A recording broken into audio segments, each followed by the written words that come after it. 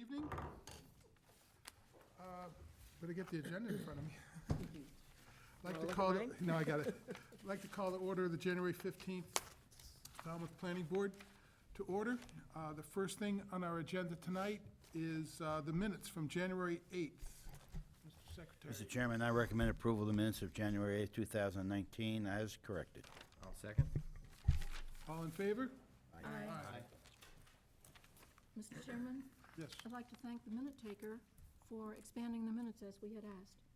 very good. Yeah. Thanks. I would like to The minute taker. take a minute to read something that here I have in the file. This is, it's been sent around, but anyways, it's a letter from Tom Bott to other boards and everything, and to myself. That's the wrong one, hang on. Did you bury it? Yep. Almost Almost read the read wrong one. I read the wrong one. Sorry, I got two things here. On behalf of the town of Falmouth, I am pleased to introduce Corey Pacheco as the new Assistant Town Planner.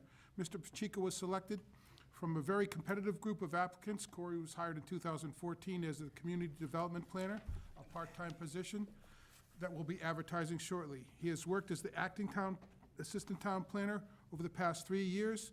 When the position became vacant, as the town considered different options in developing the Community Development Department, Corey has filled the gaps. When the Assistant Town Planner took a planning position in another town, as well as when my predecessor, the town planner, retired in 2017. I want to just say it's been a pleasure to work with Corey, and we've also noticed an uptick or a real big surge in our reporting. We have. The staff report, and we talked about that, and it's unbelievable. It's even more than I expected, so thank you. Thank you, guys. It's a pleasure working with you. Welcome aboard. Thank you. Good job. Okay, back onto the agenda. Public comment. Does anyone here have to say anything about something that they'd like to bring to this board that's not on our agenda tonight? Hearing none, we'll move on. So, Tom, we got times on this thing, do I have to slow down? Yes, we may not start a hearing before the prescribed time, so you can start after, but not before. So 6:40. What, we're gonna use some filler then, because we got 5 minutes. Why don't we take things out of order? Well, I'm gonna ask, going back to general, We have to make a motion. I move that we take the planning board discussion on what, the accessory apartment housing brochure out of order? Yes, no? no, the first one is as-built plans, 240. Yeah, but no, we can't go to that yet. No. Okay, so we're gonna move up. I move that we take the planning board discussion, the section on accessory apartment housing brochure out of order. Okay. Side of your agenda. All in favor? Aye. Okay. So I can start this off a little bit and let Yeah, you pick up. The idea here is to have a brochure and a go-to guide for people when they come in and they want to deal with this accessory apartment. Bob has done some outlines on it, and I also wanted to suggest that we could pick as a go-by some of the ones we've seen that fit our needs. Turn it over to Bob. I don't have a copy of what I sent, Wing it. but what I laid out was a step-by-step process. Where do you start? And the first thing is to read the bylaw, first of all, and then go through checking your property. Make sure that your property comports to the bylaw. It should be 7,500 square feet. And from there, you look at how much lot coverage you have with the existing property. Can I fit something in here as detached, or is it something that I can put in? Something else that was in there was how to calculate the square footage for both the primary structure and the accessory. What we agreed on in the new bylaw renovation was where you measure from, and then how you calculate second floors based on the type of roof. And it was mostly the dimensional things that I touched on with the first swipe. And I think the next thing is to get into some of the other nuts and bolts of the bylaw that created some confusion with people, and as well as with the boards, when it came to the design of the building, community character, or the neighborhood character, things like that, so that these structures comport with the bylaw and fit into the neighborhood, because we do have things in there, like it should look like a single-family dwelling if it's an apartment within a structure. So those are the next steps that I think we should look at. Pat? Bob, I'd like to suggest another next step. I loved what you did, thank you. But Rod Palmer gets people coming in all the time, so he probably is more aware than anybody else the kinds of questions that are asked. And so I think I'd like to see you, or through Tom, send your ideas through to him for his comments. Okay. Not necessarily to flesh all the words out, but Yeah. just, Right. okay, what's missing here? Yeah. What does he see? Yeah. Any comments he might have to make? Does that make sense to you? And one of the things that just occurred to me was, in that first step, was also checking your septic system and checking with the Board of Health to see if you have the correct number of size system for the number of bedrooms that are gonna be on the site. So I wish I should have brought it, because I saw it on the agenda. Don't worry about it. And there again, you might want to get Scott McGann Yes. to Yes. give his slaps at it. Yeah. Two things I could add is, the most important thing is the language that's in there, and we really mean it, to have the architectural effect of a single-family home. Many people overlook that. They just don't pay attention to that. And the other thing is the 40% of the primary structure. That's a really mathematical, a 2,000 square foot house, 40%, 800 square feet. That is the balance, that's the sweet spot of our bylaw. If your home, existing property is smaller, it's gotta be 40%. So the measurement factors that Bob mentioned too, and a lot of people don't pay attention to that, but that's a critical part of making it work too. Charlotte? I think one of the things to decide, well, first, I believe Tom said that his office is going to be fleshing this out, so it's going to move to the staff to do this. But one of the decisions that would need to be made would be, is this going to be a standalone brochure, or is it going to be just sort of a summary of the law with a couple of examples, and people have to go looking further to find the zoning bylaw and so forth? If it were, my own preference would be that this is a brochure that you can give to someone who wants to do an accessory apartment correctly, and they don't have to go looking for something else. Right. So it maybe gives the bylaw, and then it expands on the bylaw, and as you had said just last week, it will have diagrams in it, Right. so that it's really very, very clear. Even I would be able to follow it, so it would. If you go down to the building department now, they have a rack with 25 or 30 brochures of how to do things. And it should have one of those slots right in it. Right. Right there, when you come in, oh, you want that, pull it out, there it is, take it home and do it. Yeah, If I may. Sure. That is the model, is how to do a shed, the brochure. Right, the shed, that's where the idea was from. So, the staff has a monthly meeting, development review staff, on, various initiatives going on in town. So this is on our docket for tomorrow to bring the body together and take a look at putting together the brochure based upon their experience. And that, the people who sit at that table include the assistant town manager, the building commissioner, health agent, so all those sort of folks. And the idea is, for a brochure, is you gotta have some white space. If you just hand somebody something just covered in text, it's not gonna help. So, we envision, and we haven't had many discussions about this, there would be two brochures. One says, I wanna make an apartment in my house. Yeah. And the other is, I wanna make an apartment in my yard. Yeah. Right, great. And it starts off with things like, you have to live there 7 months. right. It has to be this minimum lot size. Right. And then from there, to kind of break down those threshold items. Trying to get into too much minutia on a brochure, I think people's eyes are gonna glaze over. But the idea is, here's the points of light you've gotta hit. And we'll take a couple stabs at it. I've got a volunteer who does graphic sort of things, who's been gracious enough to say she could help with that. So I'm not throwing anybody under the bus, because not their day job. But, so we're looking at this tomorrow at the staff level, and we'll put together something and hopefully have a model to share in the next meeting or two. Okay, we now have time to go back to our agenda. Somebody want to make that Okay, I motion? move that we return to the original order of the agenda. Second? All in favor? All right. Very good.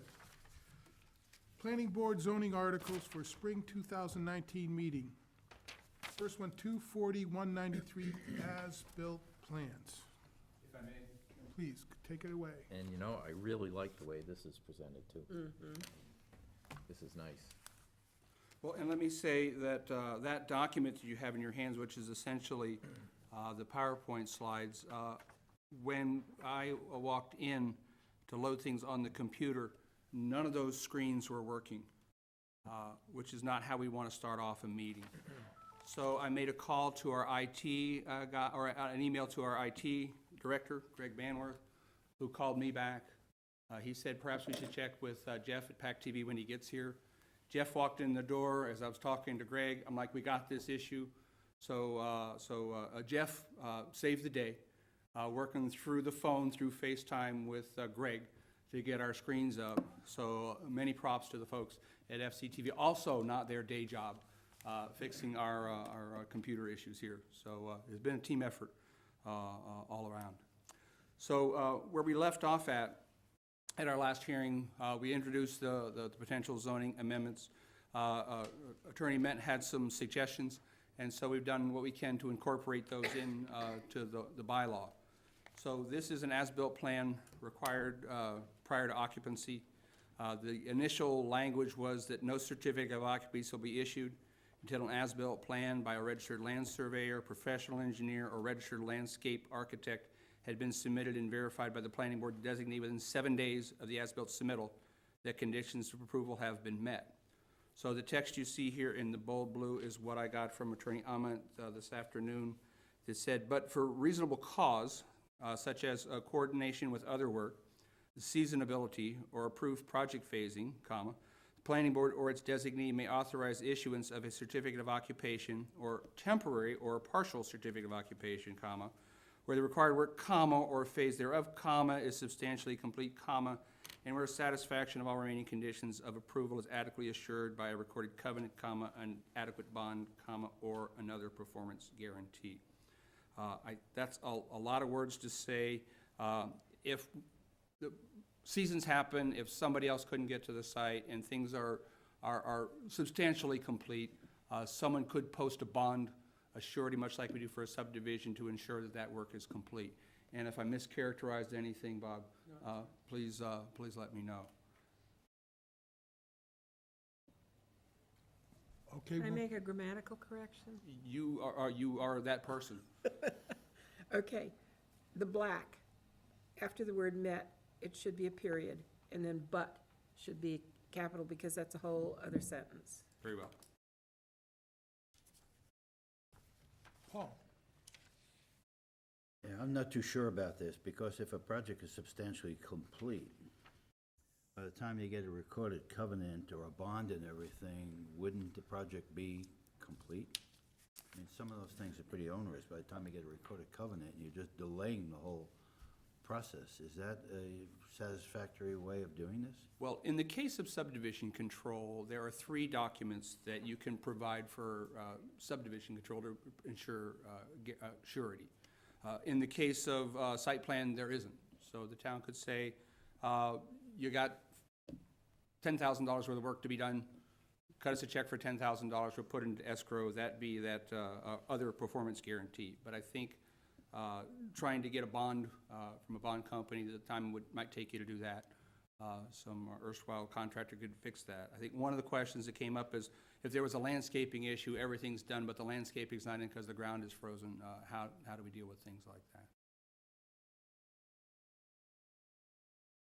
Charlotte? I haven't had a lot of experience with construction here on the Cape, but some. And this seems very overly broad. This is far beyond substantially complete. This business of coordination with other work. Most of the builders, in order to keep financially afloat, have to coordinate all of their projects and sequence them, and so it goes slowly. This is a barn door that they could go through here. Or approved project phasing, this seems more broad than was proposed.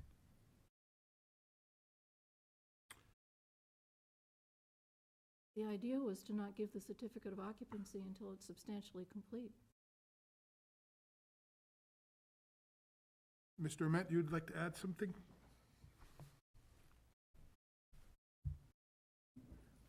Well, first of all, the language that the planning board proposed didn't say substantially complete. It said complete. All conditions of approval met.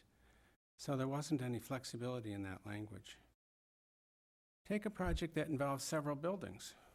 Let's say we get a special permit or a site plan review of the proposed project down in Woods Hole that has 7 buildings. That'll be 1 special permit, 1 site plan review, but the buildings will be phased. And that phasing will be approved by the town. And there will be portions of the property that obviously aren't finished when other buildings are ready for occupancy and sale. There has to be a provision for that kind of thing. The suggestion was just made about seasonality. You could finish a project and have a building ready for occupancy in December, and it makes no sense you can't install trees and bushes for several months. the idea of coordination of work might be that there's a road that's to be continued, and you may want to end that road and have provisions made for the future extension of it and bond for that or put a covenant on, but there should be some flexibility.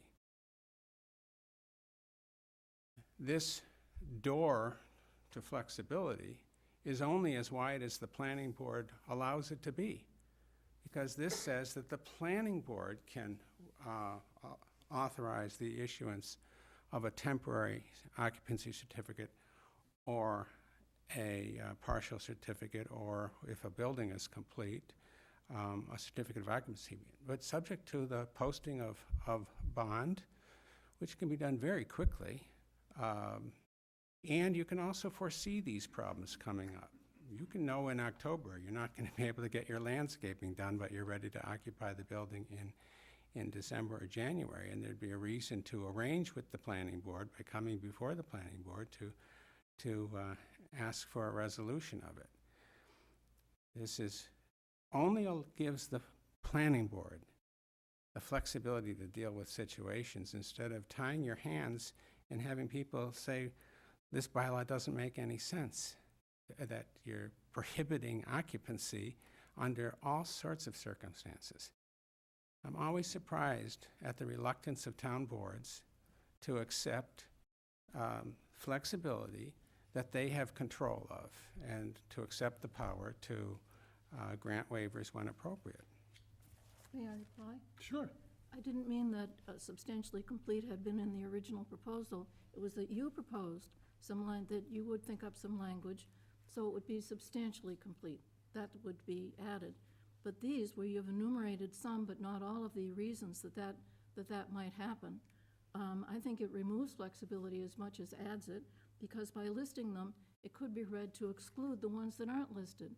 If it says substantially complete, and we know that it has to come back here, the flexibility and the judgment to make that decision would still be here. Charlotte, This is just overly complex, and I it's think too broad. you're not putting enough weight on the phrase that the planning board or its designee may authorize the certificate. That Well, I puts, wouldn't you'd take have to that part come- out. I'd that take puts out- the ball in our court the whole way. You have to come I before wouldn't the, take that part out. I'd leave it a reasonable cause, substantially complete, and keep in that it's coming back. You just don't need to enumerate these things.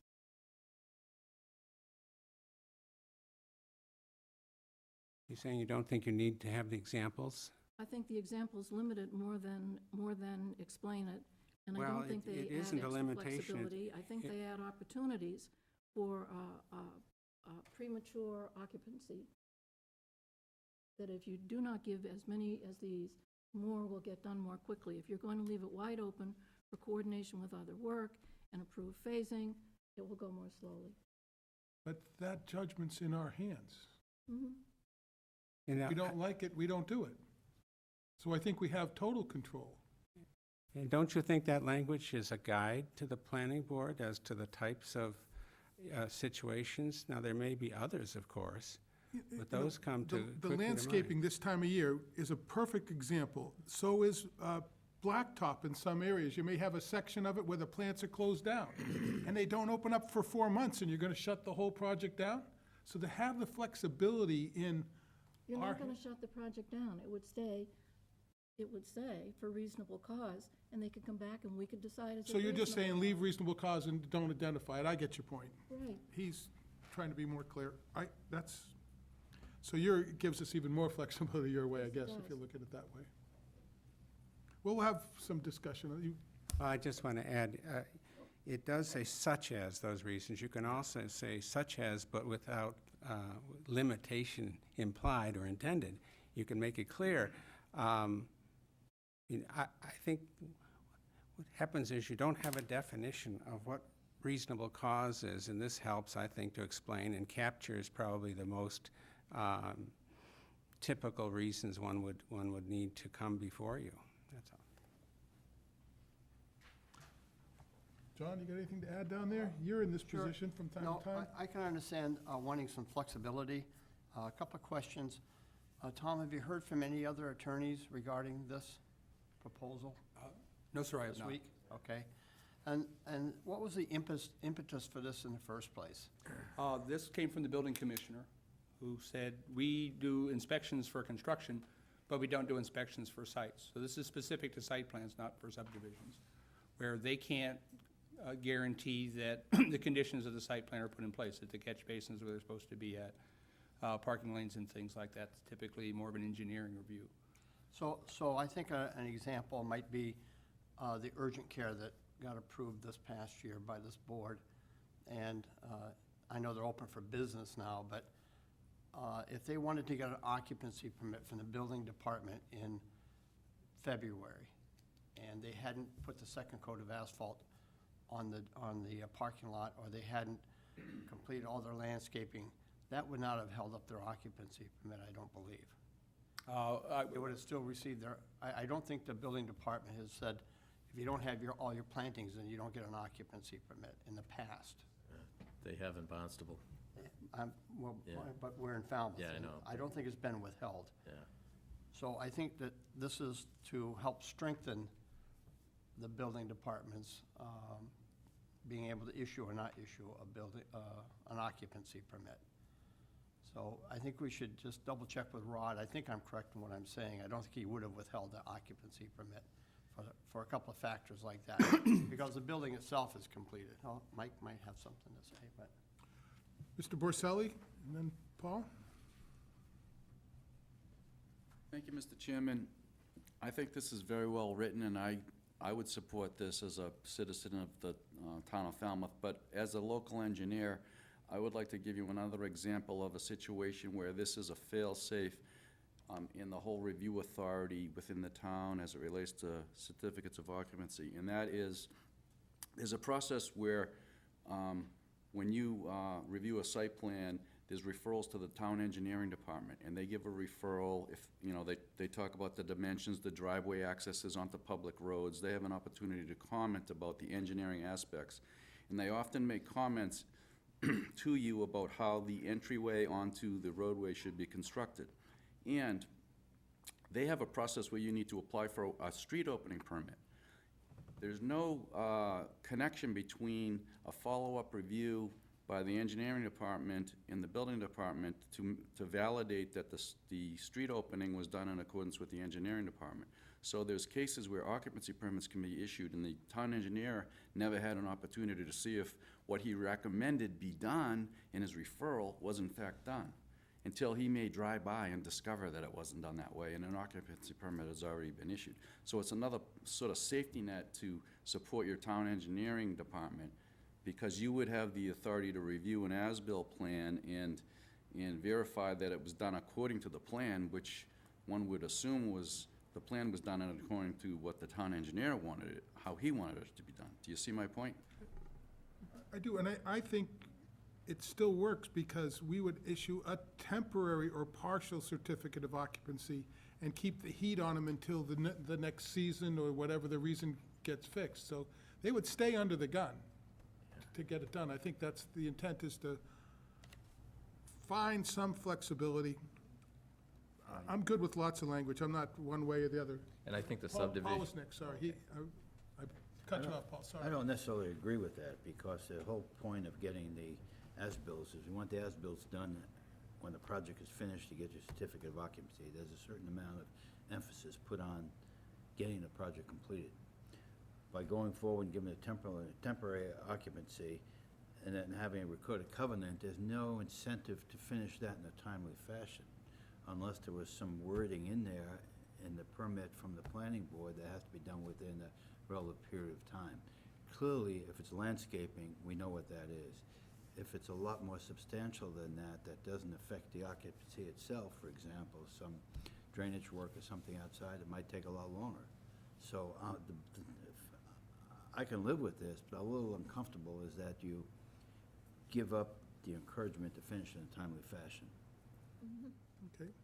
Yeah, that's what I was gonna get on, was a time frame, where doesn't seem to be any time frame here. And we've been looking at a subdivision that's been going on how many years? And Oh, God. we're still dealing with it. so. Yeah, but we didn't have this rule Right, in right, place. right. And the certificate of occupancy were all issued on those houses. Yeah. This rule would have I- stopped that. I think we need that, but Yeah, I think we I'd need also like to see some timeframes. Right. John? Bob, could you share with us how the town of Barnstable handles this? The And is subdevelop, this for commercial projects No, and no, this is- subdivisions, or? this is a subdivision, a residential subdivision, Okay. where we have to have our infrastructure in, our roads in, the electrical in. We have to have the houses completed, and we have to have landscaping, lawn, plants, the bound marks. All that has to be done before we'll be issued an occupancy permit For a single, for a single-family home. so you have to have the second coat of asphalt on? Yeah. Yep. They don't accept a bond or a covenant or anything, really? Well, if I may, keep in mind, this is for site plan and not for Yeah. subdivision. There's Yeah. subdivisions under chapter 41, there are surety in place for those. In the case of site plan, and the example is, one example we had was here, who gave us a site plan. We reviewed it within 36 hours, got a report back to the building inspector, everything was fine. On a larger, multiple building project, you may have something like that where a portion of it is done. I think in a typical fashion, you would want to have a bylaw that doesn't necessarily have examples in it, because those examples tend to be a bit more confusing. So if you looked at, but for reasonable cause, where a required work or a phase thereof is substantially complete, and where satisfaction of all remaining conditions is performed assured by, so basically take out those examples in the middle, if I may.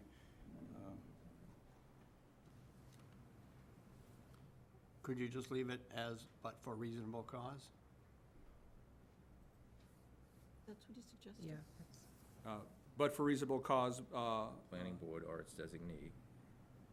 planning board's designee and a temporary certificate of occupancy where it's assured by an adequate performance guarantee.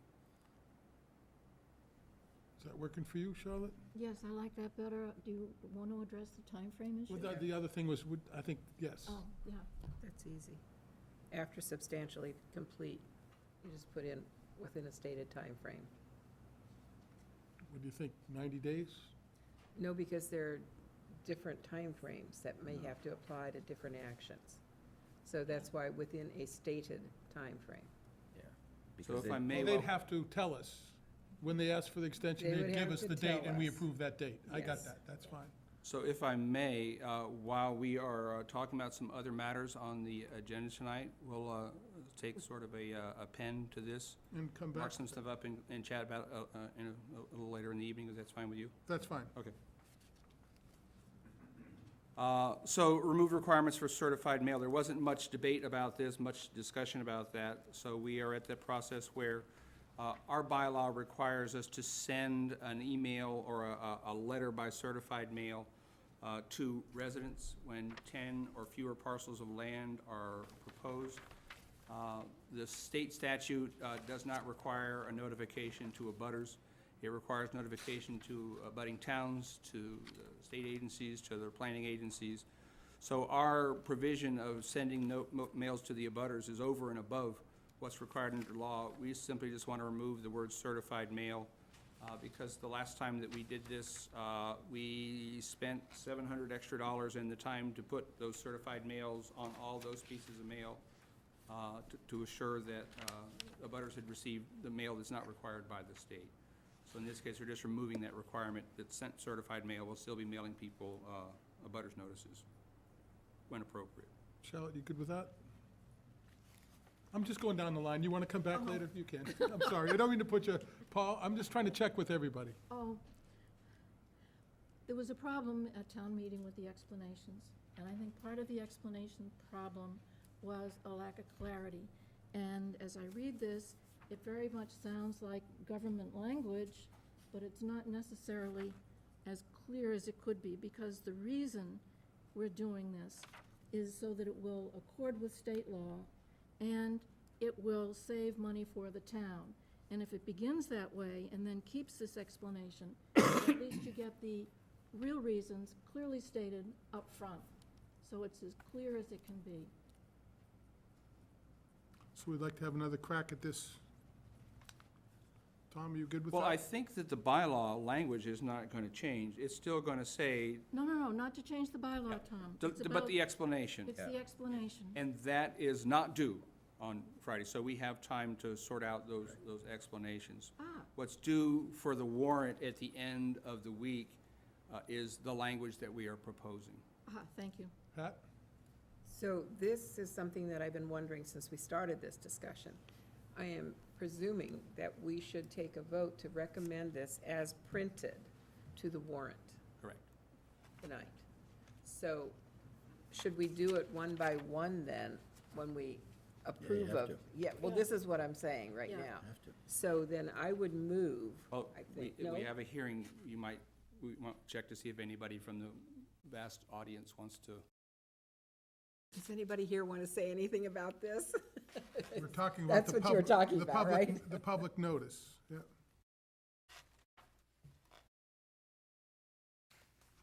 Nobody wants to Hearing say none? anything? Okay, Okay, so then I'm going to move that we recommend this to the warrant as printed. Second. Which one?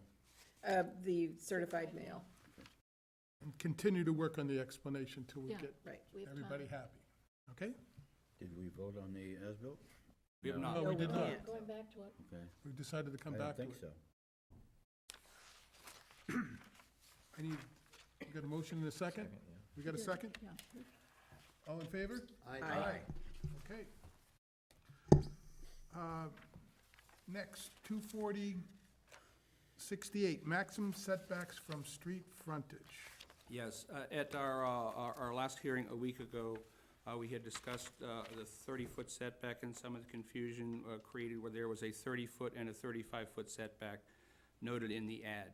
So this is to see if the town will vote to amend the zoning bylaw, Article 14, dimensional regulations, by amending Section 240-68 setback subsection A, establishing a 30-foot maximum setback from the street frontage in parcels, general business, business 2, and business 3 districts. So the revised section will read, minimum setbacks from the street frontage shall be 25 feet.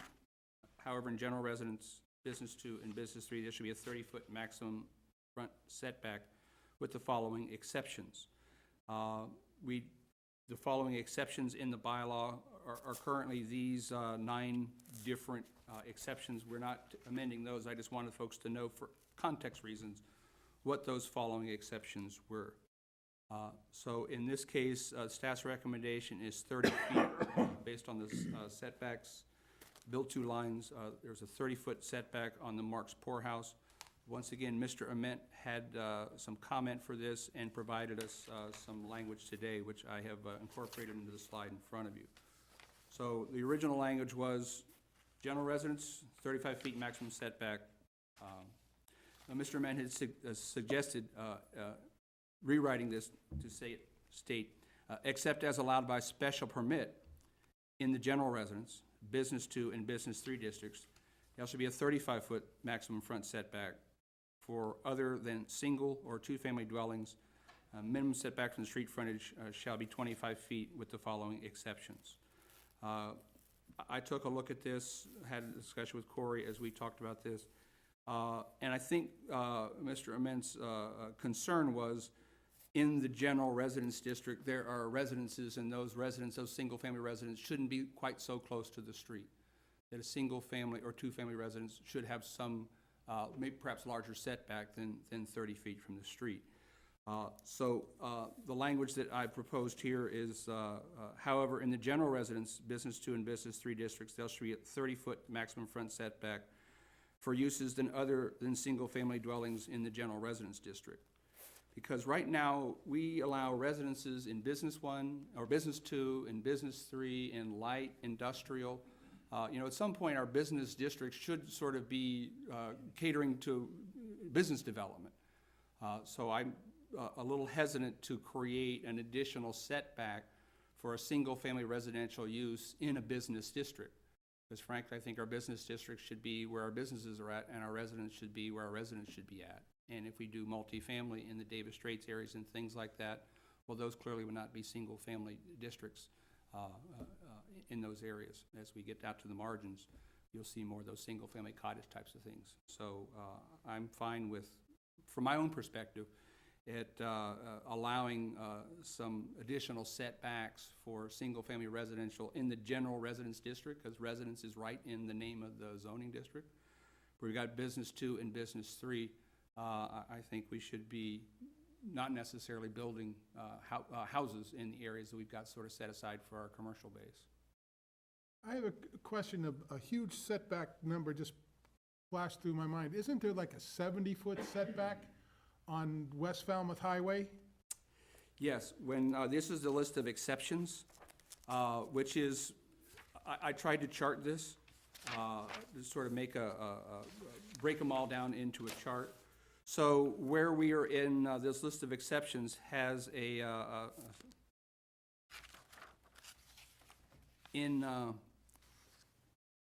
exception number 1, there is a minimum setback from Thomas Lenders Highway 50 feet from Route 28 east to the hill and plain line, a line that very few people can find, and it took our engineering department about a week to find some reference to that. And a minimum setback from Route 51 shall be 75 feet from Route 28A to the Mashpee Town line. When we look at those areas, Route 51 and up on Route 28 at Sandwich Road in the Air Force Base, frankly, we don't have very many of those districts, many of those zoning districts. Those are mostly agricultural, light industrial, and not those B2, B3, and general residence districts. So these are those list of exceptions. So if you're in the B2 district and you are on Route 51, 151. thank you. What did I say? You said 51. Thank you. There's another one there. Route 151, then that exception would follow, that you'd be 75 feet from the road. Okay.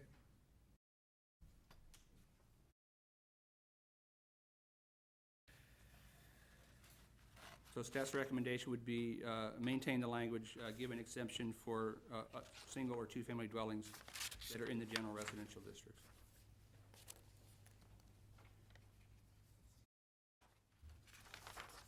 Looking for comments from anybody? Yeah, well, we brought up having no minimum setback, because when we're talking about form-based code and allowing buildings to be closer than what the setback allows, so we get a little bit of undulation in the frontage of the buildings, and also to give more room in the back for additional square footage of a building or for additional parking or whatever, because the size of the lot is going to dictate certain things like that. So I kind of like not having a setback, because it makes it a little more compliant with zone-based or code, yeah. With form-based code Form-based code. if we put an overlay district with form-based code, that would set aside the setbacks rule. Yeah, I think that based on all those exemptions that you saw on the next page, we really need to take a deeper dive and look at all the setbacks and all these exemptions. Typically, you would see those exemptions based on the classification of a road. An arterial highway would have this sort of setback. A collector road would have this sort of setback. But we have gone to the length of identifying road by number and by imaginary line to determine where a setback is supposed to be at. So this is to sort of maintain the character in those areas where we see the Davis Straits reset program coming into place. So it says in the Y, these setbacks will be consistent with what we envision in the Davis Strait reset plan. The bylaw allows for that exemption in single-family dwellings in the general residential, but no exemption for single-family in the business districts. And to Mr. Leary's point, this is a maximum front yard setback. So someone could put the building right on the curb if they wanted. They could go back as far as 30 feet in those districts. So you could undulate that setback from 30 feet to 0 in those areas in the general residence B2 and B3 districts. But you couldn't go further back than 30 feet, excuse me. Pat? My brain works rather slowly in conceptualizing this, and I don't know, I'm sensing some unease here as to how this will play out. And I'd really like to take a little bit more time to understand in these various districts what's there, how this would play out. Like, okay, if we have redevelopment and somebody knocks something down, well, do they still get to have that same footprint of the original building? I need to have more time to ask more questions to work this out. This may not be true of anybody else here on the board, but this is a good bit of a change, I think.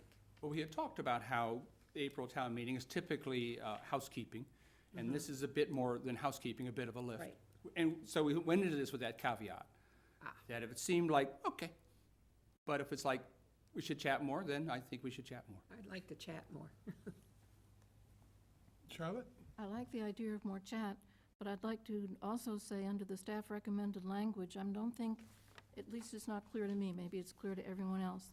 It starts out, minimum setbacks from the street frontage shall be 25 feet. However, there will be a 30-foot maximum front setback. It doesn't say there will be no minimum. It doesn't specifically exclude that. It doesn't say we're replacing the minimum with a maximum. I don't think it's clear that, it looks as if you wind up with both a minimum and a maximum. In every zoning Worded. district other than general residence, B2 and B3, there's a minimum front yard setback. Every district other than general residence, B2 and B3, there is a minimum setback, which is 25 feet, with those exceptions. In these zoning districts, general residence, B2 and B3, that setback is a maximum of 30 feet. So depends on what district in is what the setback is. But there's no longer a minimum in those, right? There is no longer a minimum in general residence, B2 or B3. Right, and my point is, I don't believe that's clear from this sentence. That's why we need more time. I know you, think. that Yeah. that's what Yeah. is Like I meant. said, That's the intention, this- but that's not clear from the language. And that is fine if we, don't submit this as a warrant article and we keep working on it over the summer and bring something back, and who knows, maybe out of our form-based code, we may actually have something even more exciting than setbacks to talk about. Yeah, I'm hopeful when we start with the form-based code process that we'll move along on some of these things, but we're all set in taking this off Off the table. the table Off the table. right now. It's possible that were it to go back on the table for November, which Right. it probably will, that it could be accompanied by a chart that lays out, because a chart would be very helpful to follow what's intended here and what the exceptions are, so that we would be getting a beginning on the kind of change we want to see in the communication value of the bylaw. There's nothing to exclude it. And that's So fine. we're all And- set, we're gonna put this on hold. And as Bob and Brian explained to us previously, when you're trying to put our stuff into a chart, it's a bit of an adventure. So we will happily not submit this if that's what the board would like to do. Is that the consensus? Yeah, is then? that do we need to vote on that? Why not?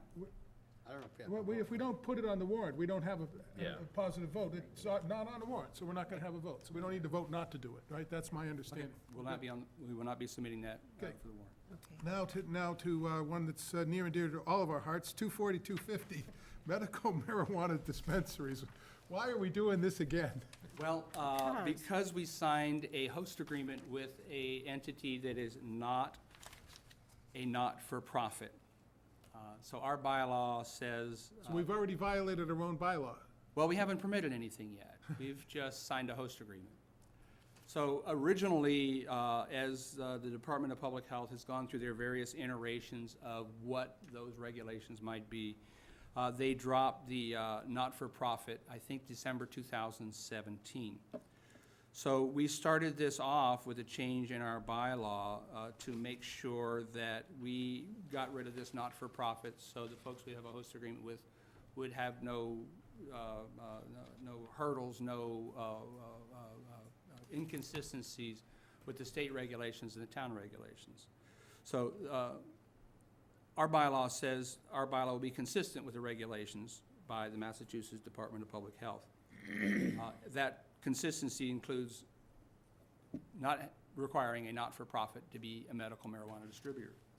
So on the route to getting here, we discovered, thanks to an email from the folks who are actually working on the medical marijuana facility here in Falmouth. Their counsel is here tonight to answer any questions about that. He also noted that recently, on December 23rd, the administration of medical marijuana was transferred from the Department of Public Health to the Cannabis Control Commission. And so everything that our bylaw that has a reference to the Department of Public Health and the CMR, the Commonwealth of Massachusetts regulation that deals with that, is wrong. So we've got a couple of things to fix. So if I may just kind of walk through what we have here. So our first amendment, to see if the town will vote to amend zoning bylaw article, I'm going to go with XLVII because I can't do that Roman math reading up here at this time of night. By amending section 240-250B definitions of marijuana treatment center, registered marijuana dispensaries, so the bylaw will be consistent with the regulations adopted for such facilities by the Massachusetts Department of Public Health, 105 CMR 725, as called for in the zoning bylaws purpose section by deleting the words not-for-profit. That's what we started off with, just getting rid of the words not-for-profit. Yeah. It was very simple. Yeah. I loved having something simple, but we work in government.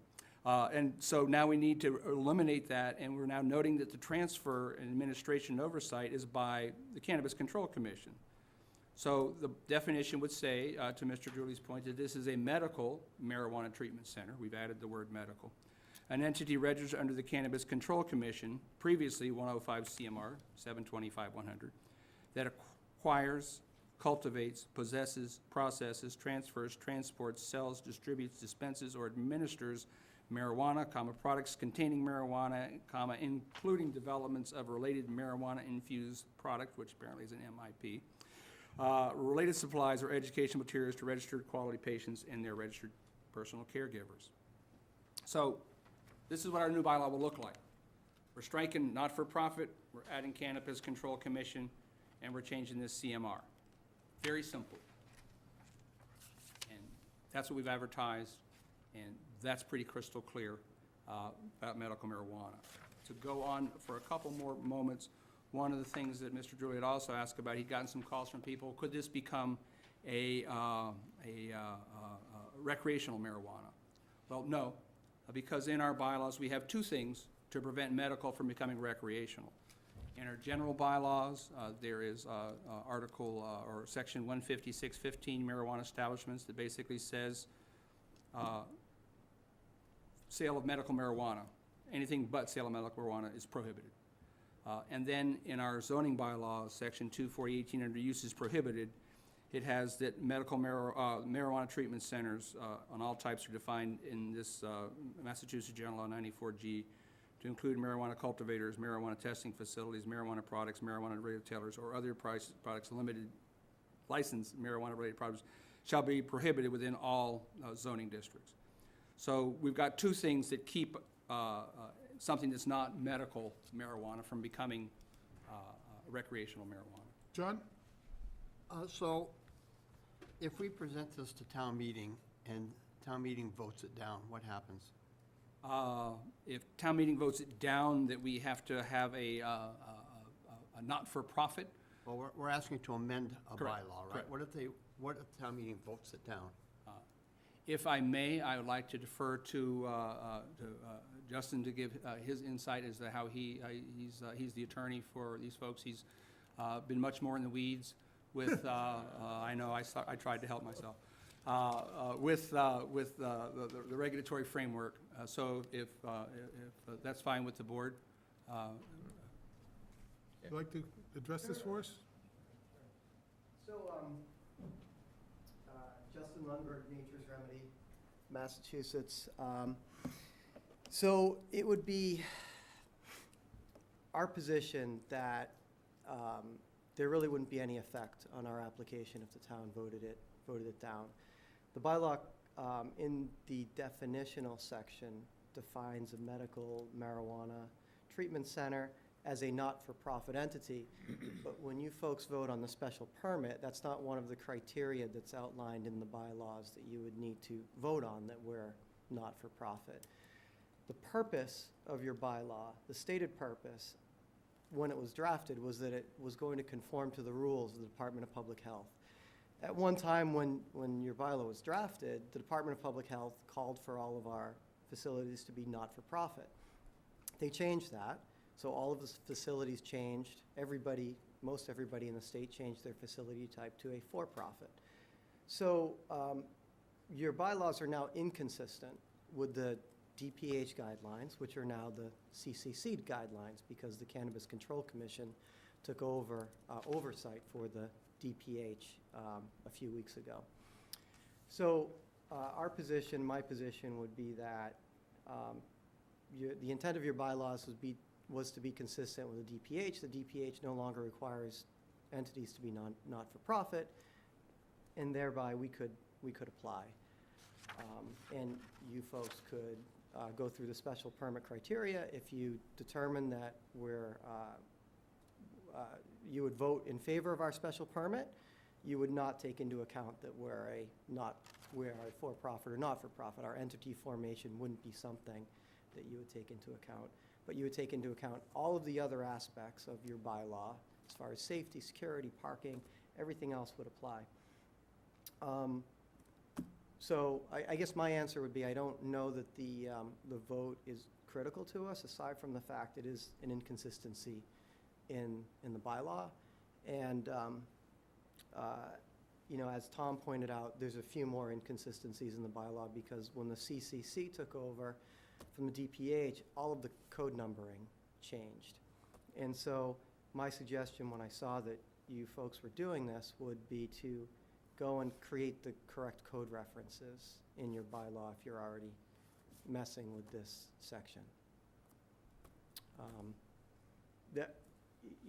One more argument is that, and I brought this up to town council and to Tom as well, generally speaking, entity type is not something that that zoning bylaws can regulate unless Massachusetts legislature regulates it.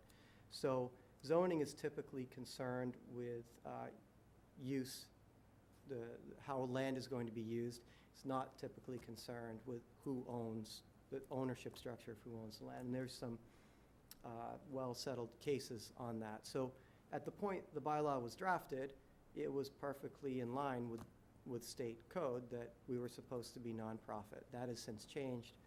So again, I don't think it's a critical aspect, but it would certainly, I think it would be beneficial if this is going to be a town meeting to bring the bylaw into conformance with what is the state standard right now. Pat? So that would be the argument, if you would call it that, to town meeting, that it must be brought into conformance with state law. Yeah. So you have no choice but to do this housekeeping. Could we have language that, or as state law requires, or something like that, that just makes us automatically, every time the state law changes, our bylaw goes with it, so we don't have to do this all the time? So if I may, my suggestion would be to put or successor legislation after some of this. That would have, Yeah. you know, I've seen it's that really difficult to create. Keeps changing.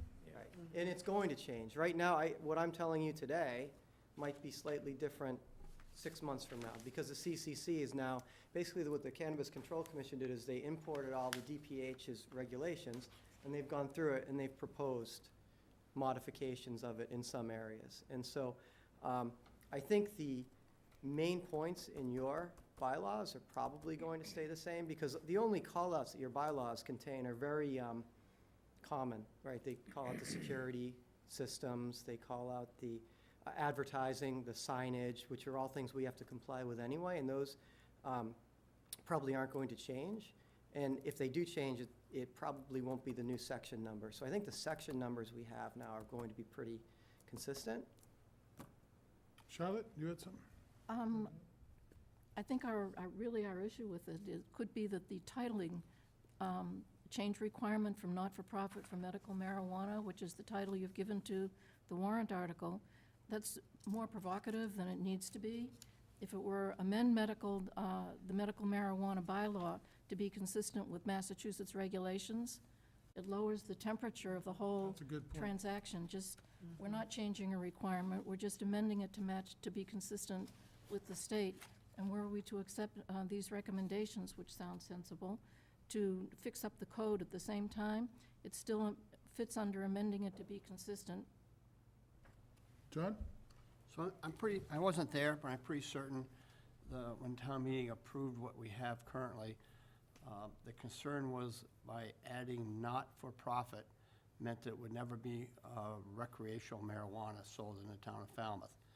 So I think the language the town meeting is going to be looking for is to protect that.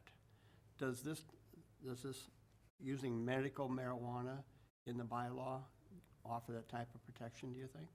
I think town planner put up you have a prohibition on selling recreational marijuana in your bylaws and in So your that general. won't, that's not going to change, because It's that's, Unless the town would need to come back and revote, change the zoning. Yeah. And it's not something that this would have any, this section pertains to registered marijuana dispensaries. okay, I just know that's the concern, that any change could open a door for recreational marijuana to be sold without town meeting's approval.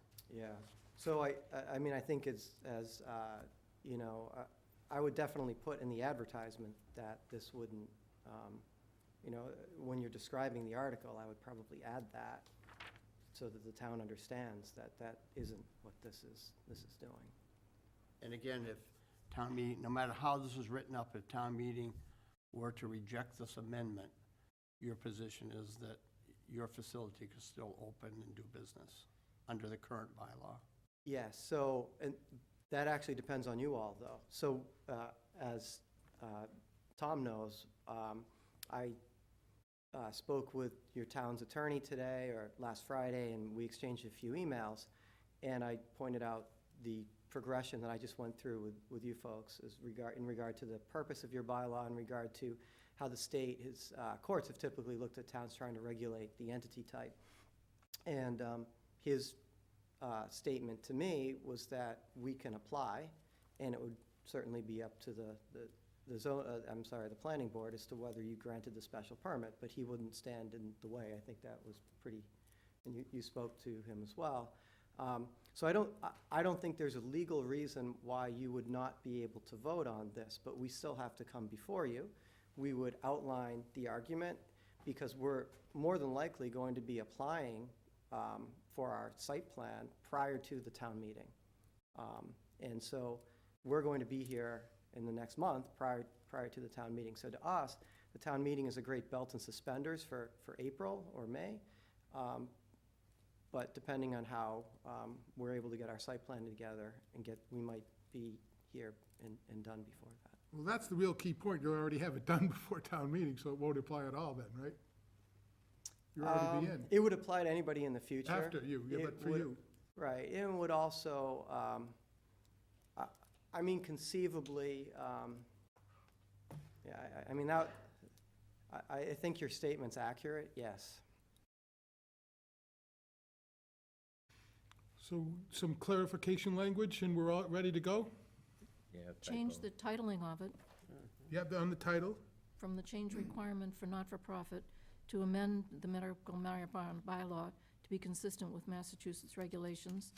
Then the language stays the same, but the codes become the correct codes. So that would be our proposed language, medical marijuana treatment center, an entity registered under the Cannabis Control Commission, but the CMR. This is the language we'd be submitting. The descriptions, the motions, and all that sort of stuff doesn't go in this Friday, so we want to have the language finalized. So, as I said, we have advertised to change a definition, but with the transfer of oversight from the Cannabis Control Commission to, from the Department of Public Health to the Cannabis Control Commission, we would have these other changes in our bylaw. If we took through our entire bylaw and looked at those other changes we need to make because of this transfer of, from Department of Public Health to Cannabis Control, that we would in Section A, strike cannabis control and put the new CMR in. The definition for a qualifying patient has changed under the state legislation, so we would change the definition for a qualifying patient. In Section D2, once again, cannabis control or its successor agency, there you see that language that we had talked about before. Change the CMR in 3, change the CMR in 4, and change the CMR in 7. So those would be all the changes that we would make in order to comply with the changes the state has made to the Cannabis Control Commission. While we have only advertised the change in the definition, from my perspective, we would need to have one additional hearing after the warrant closes with anybody else, anticipating some folks might be filing zoning articles, petition zoning articles for spring town meeting, for April town meeting. If so, we'd have that second hearing, and at that point, we make these other changes to the oversight. And I would suggest that the article we submit have these changes to comport with that, and we'd have the hearing prior to a town meeting to make those changes. So, for tonight, not-for-profit Cannabis Control Commission.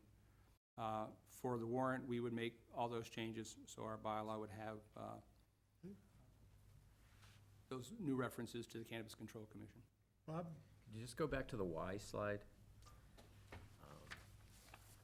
There's a typo there. It says no. It says no for profit, It should be not. but I have trouble with the wording on where it says the act to ensure safe access to marijuana, period, which no longer requires medical treatment providers to be not-for-profit, period. The medical marijuana provider that the town has a host agreement with is a for-profit business. I don't know, I just have trouble reading those. Well, and I have to say that I should have someone proof my slides, but I've been cranking on this stuff all day in the descriptions. As far as the language goes,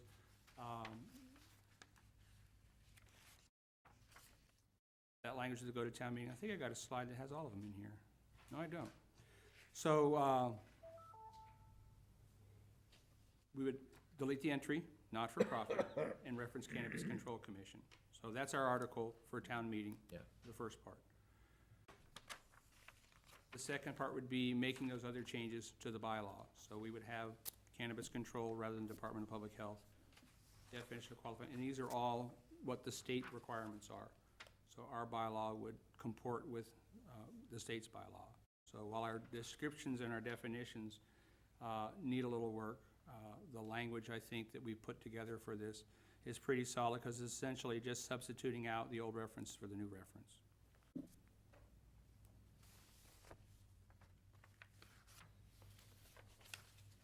Tom, you didn't comment on the title change. Was it your intention to, No, I think you're brilliant to amend to be consistent with state regulations. thanks.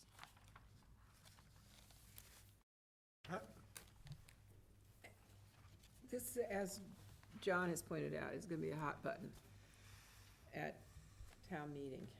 And I'm wondering if we can simply, I don't know if it can be done, put a placeholder in for medical marijuana bylaw changes due to state legislation changes. Because it has been just so recent, if we can put a placeholder in for town meeting, and then somehow send out the whole new language, so that they get it all at once, rather than, well, this, and then we come to town meeting and saying, but this is what we have to recommend, and now they've got the whole bylaw to look at. I don't know if it can be done. So you want to kick the cannabis down the road for movement? Wait. Wait a second. Bad.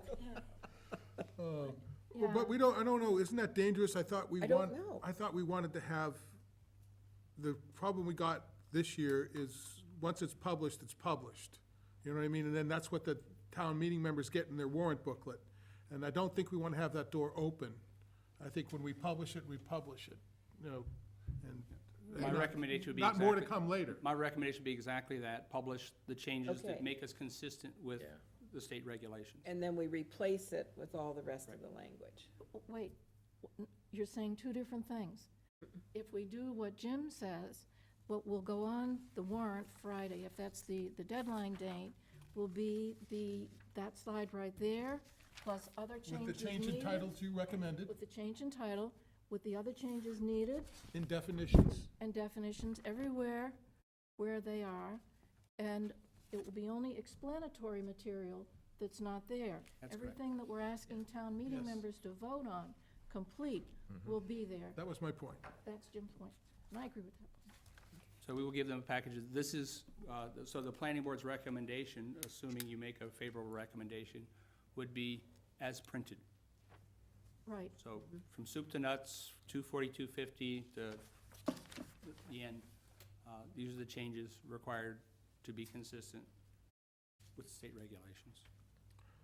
So we need to vote this if we're going I to do would this by move Friday. to recommend this for, as printed for the town warrant. second. All in favor? Aye. Okay, unanimous. That ends the show. Moving on. Great. Applicant, the Burton Trust, Slade M. Burton and Janice A. Burton trustee, special permit application to construct a mixed-use building, first floor offices and 2 apartments above, with a lot coverage by structure, parking and pavement at 69.4%, located at 160 Catherine Lee Bates Road, Falmouth. Falmouth Engineering, Inc. So, who's going to start off with this presentation? Mr. Ahmet? We have new, is it correct, everyone see we have new plans? They were just issued? Well, the new site plan, there's no architectural plan. Right, there are no new elevations, unless we missed them. Are there any changes to the, I didn't think there were any changes, other than the windows. Well, the only change to the plan that, before you,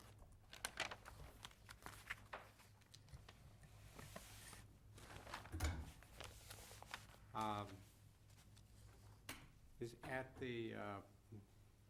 seeming request of the planning board, we prepared a plan. Actually, Mike Borselli, who's here, prepared a plan showing the driveway leading from the front to the back of the property to be 16 feet wide. And we've given you a couple of, filed a couple of copies of that plan, and also we have it here. So that is along that side of the property, and it makes the green area available for landscaping a little bit wider, of course, and it means that at least one more of the large trees there could be saved, and there's the opportunity to plant some other things there. The only other change that's on this drawing is that we slightly moved the location of the Dumpster. trash bin enclosure, just to make it a little bit easier to access. But there are no other changes to the plan, but we wanted to explore the idea of the narrower driveway. Now, I have talked to Mr. Bott, Tom Bott, about this. He's talked to the fire department. I'm not sure that the fire department is in favor of a still narrower driveway. I'd point out that the present driveway to the rear is 13 feet wide. There's no parking on either side of this very short, like 25-foot strip. That's only 16 feet wide. I think 16 feet wide ought to be enough for a emergency vehicle to just drive to the back and then back up, but that's really ultimately for the planning board and the Board of Appeals to decide. I thought that, in general, the planning board seemed pretty interested in, supportive of our plans.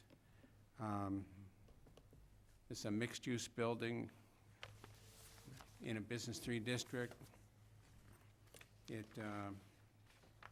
certainly conforms to the goals, so that would be in a business redevelopment district downtown.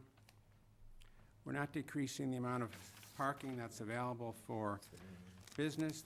There are 9 spaces shown, 7 can be used for business. And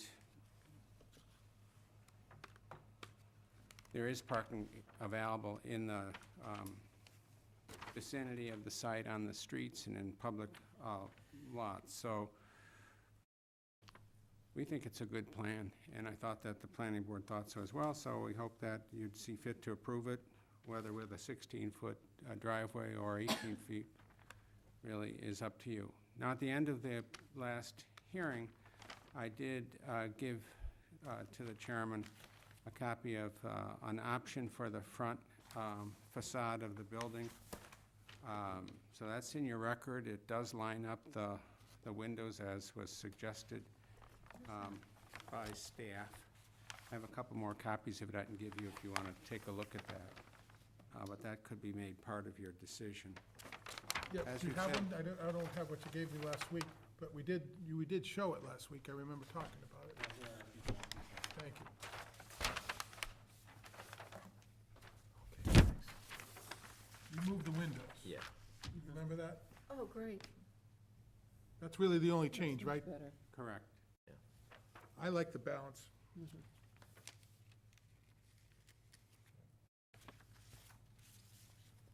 I like the facade, and I'm very glad that the tree is going to be saved. Looks good. Well, that would be the result of having the driveway be a little Right. narrower. Right, and I think we sort of were in agreement on that. A 14-foot road This is has the not old- prevented a fire this is truck the- from This is going new. down our road. So, 16 feet seems, Yeah. okay. Well, and A lot of Tom, I roads are guess, less spoke than with the that. fire department. Yes. The code is 20 feet for the fire department, so anything smaller than what we have would not be what they were looking for. So we can't get any narrower than we've got, than the 18 feet that's been proposed. So Cameron, the you area said of that narrow, Is that the- 16 or 18? 16 there. 16 on the plan. I think we were in agreement on the 16 last week, But is- if the fire department didn't put up a fuss. Well, there was a discussion about can we make it narrower? And that was the question for the fire department, and the short answer is no, don't make it narrower, Narrower than, narrower than what we're showing now. Narrower than the 16 is Yeah, what you're narrower. saying. narrower than the that's 16, fine. yeah, Yeah. good. Yeah. Okay. Because when you look at other structures around there, there isn't any structure there that you actually can get into the back of. Right. This is going to be a big improvement in the neighborhood. No, I mean, it's great. Good. It needs something there. My initial impression was that it was too much for such a small lot, but you look around, Yeah. and, you know, it's, Right. Yeah. and the That's not an impression was because of the Uncle Sam warehouse tried to buy right it. there, Mm. that's on the property line. Yeah. But you look across the street with, how many Right. units went in there? And Right. that was just a tiny little parking area. Absolutely, yeah. And it's like it's always been there. And this, you're right, Charlotte, great improvement. Big improvement, it brings it, it gives some mass right there where you could use some, it's I good. could add that in the Business 3 District, the by right lot coverage by structures is 40%. And this is 22.6%. Yeah.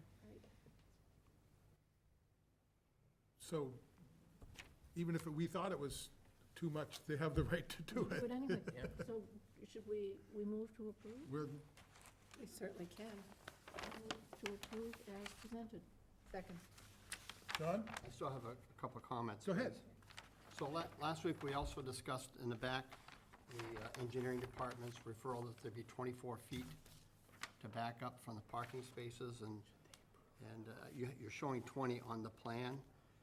And I would like to at least try to get 2 more feet there, whether you take away some of the green space there between your stairs coming out the back of the building, the second floor. You show a little landscape area there. I don't know what you're gonna put there, but, and you have 7 feet between the paving and the back property line. It would also would help with the fire department if they did have to get an emergency vehicle or 2 back there. So that's one item. The other item is, and I should have remembered this last week, but it would just be a recommendation that somewhere on the site, you allow for a bicycle rack. These are gonna be, It's We proposed. already, it's already on the plan. I didn't see it, so That's right that's here. my It says mistake. Proposed bike rack. Okay, it's off to the side. Oh, yeah. Oh, I see it, okay. Okay, great, thank you. So, I'd like to point out, I think I did previously, that, so we have 20 feet of width of aisle. And then the next 2 feet is landscape, which means the car can actually, it's not up against a wall. A car can back into that area and the back of the car will hang over. I'd ask Mike Borselli to speak to the issue of whether 20 feet is wide enough for that aisle. We can make it wider. We showed we can do that. We can eliminate that landscaping. We can put those stairs up against the building. It gives us 24 feet. This isn't Stop and Shop. It's parking of just 8 spaces on one side. 20 feet wide is plenty wide for the fire truck. So is 16. Mr. Chairman, if I could, Mike Borselli, Falmouth Engineering. Focusing on the back parking lot itself, the 20-foot dimension goes from the very back tip of the parking stall lines to the edge of pavement by the landscaping area. While it's true that the standard parking dimensional provisions of your bylaw, zoning bylaw at section 109 speak to 24 feet. In my experience, it was 24 feet when you had a situation where you had two-way traffic to provide adequate separation for vehicles to pass. As a result of the 24 feet in those situations, you have more than enough room to back out because it was provided for another reason. It's ample backing out at 24. There are numerous examples throughout town of something less than 24 for backing distance only, not for two-way traffic, that will allow reasonable drivers to be able to back out of a space safely and then pull out. The landscape strip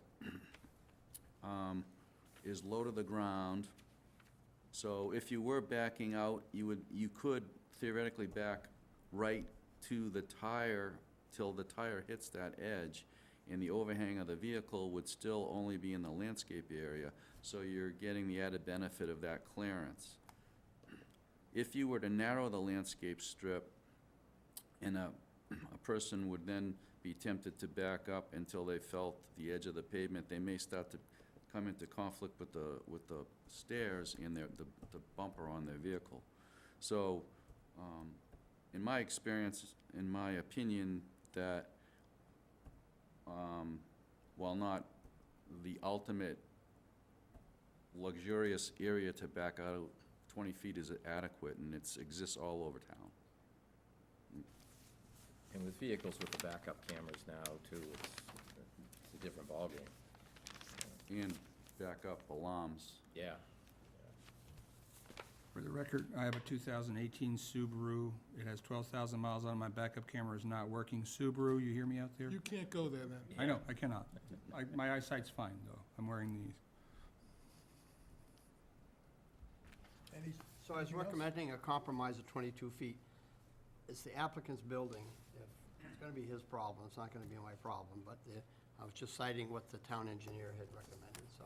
If they don't wanna go to 22 feet, I don't have a problem with it. Okay. So we have a motion and a second. We are ready for a vote. That's- Was that vote to recommend a favorable action by the board and bring it back next week? Yes. No, not to bring it back. We have to have a written approval. Yeah. Oh. Yeah. Yes. That's Our vote is for you to draft A something positive up. motion. positive Positive motion. recommendation. Yeah. And bring it forward, yes. I suspected. Yep. But I've been focusing on this, so.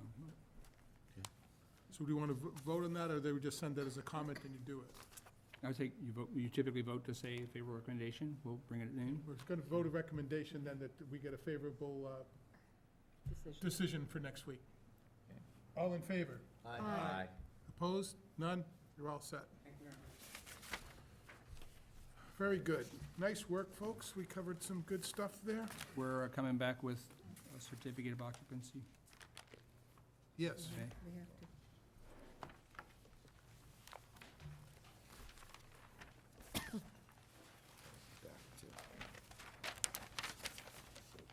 Nice having a space.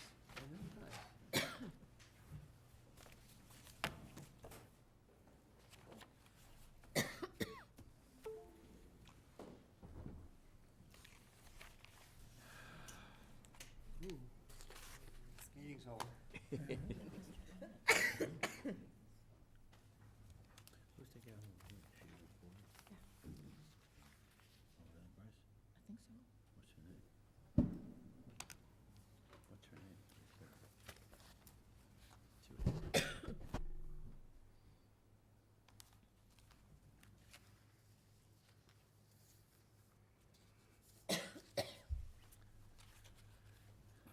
So this is the stab that I took at amending the suggested language. No certificate of occupancy shall be issued until an as-built plan prepared by a registered land surveyor, comma, professional engineer, comma, or registered landscape architect has been submitted and verified by the planning board's designee within 7 days of an as-built submittal, that all conditions of approval have been met, period.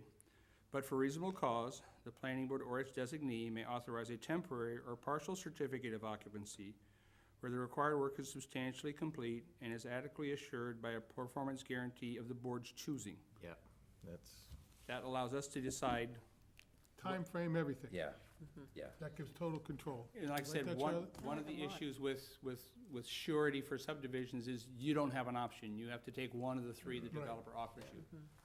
In this case, the board would say, you got $15,000 worth of work left to do, give us a check for $15,000 plus a contingency, we'll put it in an escrow. John?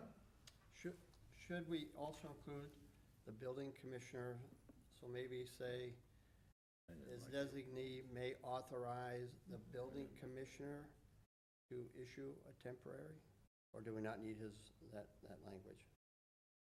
'Cause we're not issuing the certificate of occupancy, the building department is. Correct. We're just saying he can't do it until this is done. Yeah. But that's his call, right? We don't do the, His call is issuing a certificate of occupancy. But he's asked us to tell us if the site's okay. So you're good with this? It says, or its designee. So that could be the building commissioner. Well, or the town planner. Yeah.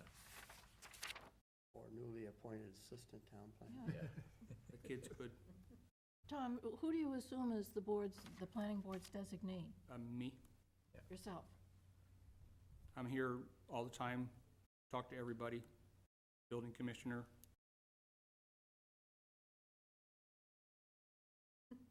okay? Yeah, I'm fine with it. I think it's good.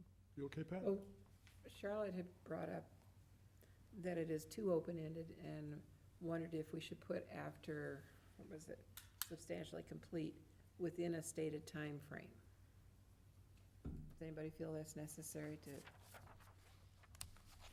Well, because we can make it anything we want. we certainly can't, but there's nothing in there that That's says true. that. Well, I think we got it for the board's choosing. I think that language, A performance guarantee of the board's choosing, which means of time frame. That's the way I look at it. We'll say that we choose this. It has 60 Okay. days All or right. 90 days. You okay with that? Tom? It's been my experience, if you're holding someone's money, they're much more likely to get the work done as soon as they can.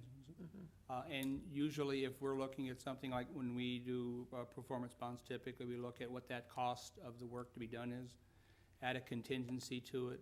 Oftentimes in the event for a subdivision, if we have to finish something and pay a prevailing wage, that contingency is usually about 40%. So if someone says, I'm almost done, except I got $10,000 worth of work to do, and you go, all right, well, give me a check for $14,000, and we'll put an escrow, and you're good to go. That's usually motivation for folks to get things done and finish it up. Bob? And the option, excuse me, Go ahead, John. and the option would be for the applicant to wait until the weather gets good or until they can finish it and not put up a bond or just wait and finish it. Right. They can always wait, yeah. They can always wait. Because they're coming back to us for a partial or something, that's when you can put the time frame in.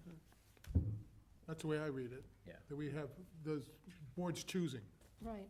Well, and at the point that it's coming to us to choose, the town planner would have looked the whole situation over and would be recommending those conditions. I like it, it's less lawyerly. Yeah, simpler language is Yeah, better. I mean, Simple as I good. get lost in the language sometimes with all the comments. One little English thing, you need a comma after but. Come after, But. one more time? Comma after but. The second sentence, Yeah, but for But. reasonable cause. there you go. So, So, shall we move this to Yeah. the warrant? Okay, I move that we recommend the plan, the as-built plan required prior to occupancy to the warrant as written. Second. all in favor? Aye. Opposed? All set. All right, so we have three Three out essential of four. housekeeping articles for town meeting. That's a good outcome. The other was too complicated. It really was. For our 7 PM decision, Yes, if I may, I don't have one. you don't have one. No. I have been, as previously described, in the weeds with zoning bylaws and changes like that. So we have been working on those sort of things, and I haven't had an opportunity to put a motion together for your decision for, So we'll see this next week, you will. okay? Planning board discussion, accessory apartment housing brochure, we've discussed. Committee reports? Anybody have anything? The multifamily planning group, which is shrinking all the time, has questions, actually. I really want to know where we are. We had brought it up, made some suggestions, didn't really get any feedback. It was delayed and put forward. It was going to be part of what the Cape Cod Commission was going to be recommending to us very soon for multifamily housing bylaw. And then we've changed town planners, and we've been through a lot of time. And I am wondering, where are we on this? It feels like it's come to a standstill, but the little subgroup did what it could and doesn't know what else it can do. We now have a housing production plan, so that we've got the meat of the need right there, and goals that have been set. We just need a draft of that bylaw. Well, there is some news, relates to the Davis Straits multifamily district. That, there's a letter that was sent by the town. We had a January 12th deadline to get the Cape Cod Commission to pick up this and give us, the language for an RFP. We don't know if we've been selected yet, Tom, do we? But we met the deadline. Yes, we did. The letter was sent, and they actually encouraged the wording of the letter, and all we're waiting for is them to say, okay, and they're going to study it and bring us language that we'll work with right away. If it's accepted, then they'll bring us language. Yeah, Do we have any notion of when that one might happen? March. They would bring the language in That's what I March. heard. It was sometime in March, Tom, wasn't that correct? I don't know specifically the deadline for that, when we'll hear back from them. Uh, But I will say that things happen when you have the staff kind of moving the levers. Right, And we just had a bit of a capacity issue with trying to get all the goodies we're trying, and we always will have a capacity issue to try to get to all those sort of things. So it's not for lack of not trying to kind of. right, and I move it along. appreciate that. But is there any at all probability or desire by the board to try to work towards something for November? Yes. I think that the conversations that started this with Heather Harper, that they are, my understanding is that they were gonna do this in March, and we might have something for November, or at least almost for November. It might have to go into the following spring, but the Yeah. goal was to bring it forward, have hearings, public discussion. Well, we And- run into the same problem the following spring, that we only do tweaks in April and substantive stuff in November.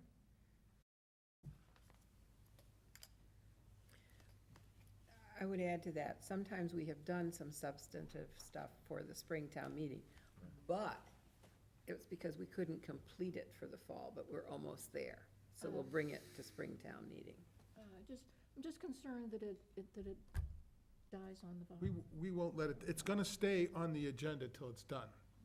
We said that a year ago, Yep, that this is staying on the agenda every night until it's it done. has, and it, So if we don't get it done, you can start kicking and screaming, because it's gonna be on the agenda.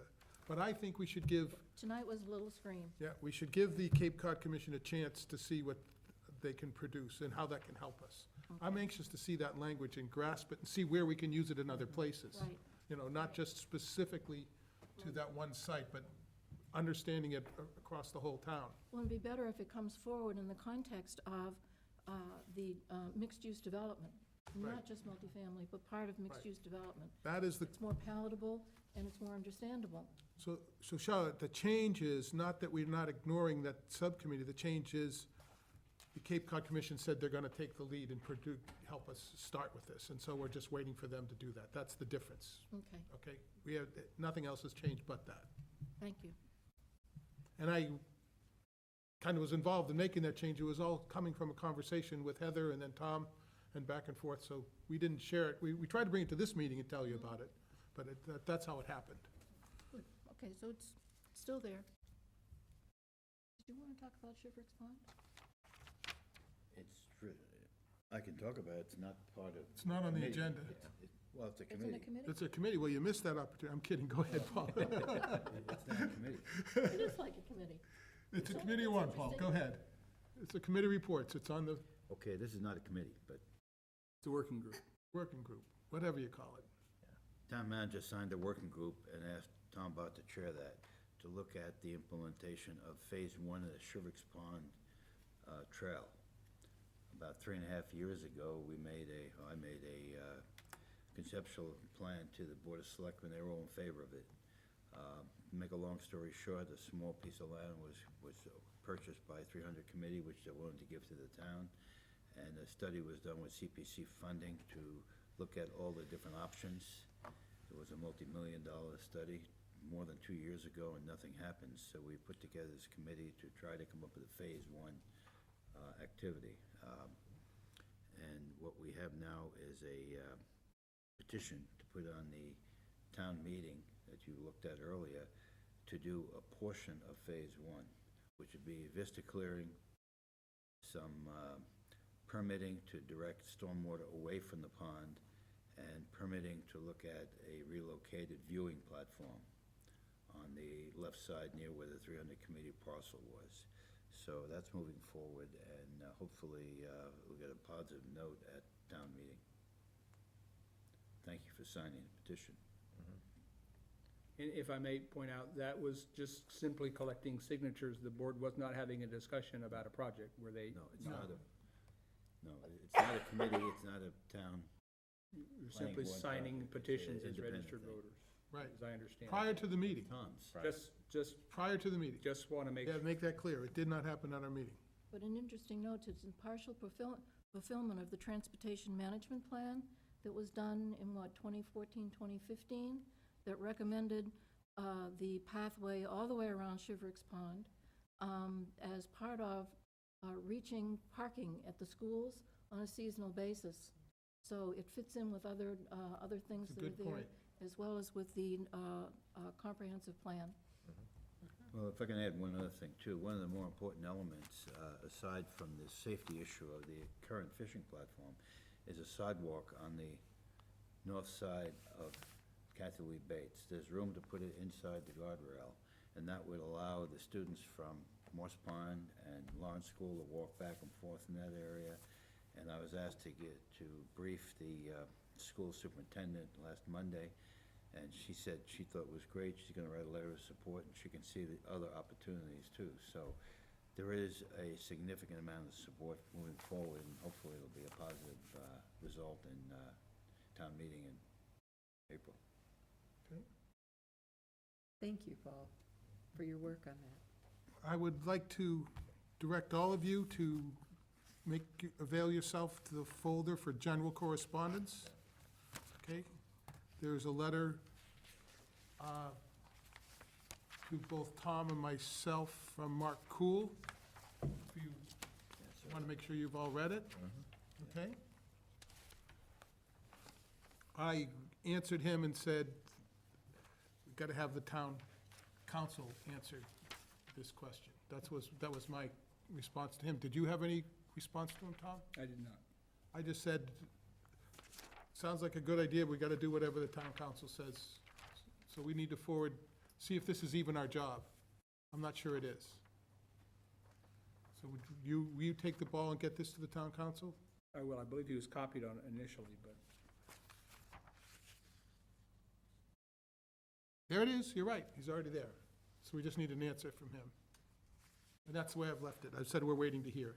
Town council's already there. Future agenda items. Anybody? We've been pretty busy lately. Yeah. Things are going good? Yeah. Next meeting, January 22nd. Is that the joint meeting? No, No. January 22nd is going to be the Dome, residents at the Dome. It is going to be the campground, the Syphilis campground. Those are our It's gonna be two, the campground and the dome. I believe, yeah. And will, the Shamsi, thing come up? Yeah, we'll have the Shamsi decision. That's a little tough getting things turned around in a week. A week seems like a long time, No, it isn't. But it isn't. but it isn't. It isn't. When do we work on the explanations for the warrant? We got As soon as we enough time. can. Next week. You mentioned joint meeting, when is that? The 27th, is that correct? When's the joint meeting? The joint meeting is proposed for the 26th, is it? It's a Saturday.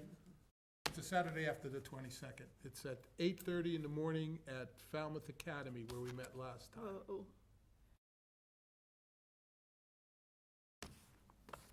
Is there an agenda for that yet? There is. Going back and forth. There are items being suggested for the draft agenda. The chairmans of the selectmen and the planning board have been sharing some ideas back and forth. I think I might have emailed you previously one of the earlier draft agendas, but as soon as I can get the next copy of one, Share the next draft with everybody. I'll share it with you, and we can put it on the agenda for our next meeting for discussion, if you like. Joint, What boards are invited? joint meeting, the 27th. Planning Board, Board of Selectmen, ZBA, Conservation, Water Quality, perhaps EDIC. My short list from working from memory. That's at Falmouth Academy. Yeah, I would caution getting too many boards there. It's only a short meeting. We really can't get people, some people will be invited but won't be allowed to speak. So, anyways, that's just my thoughts, because if people hear about it, they all want to come. Oh, that's a Saturday. It's a Saturday, with coffee and bagels at 8:30. Yeah. See if I can get the day off. Make a motion, we adjourn. So moved. We're all set. Thank you, folks. Second.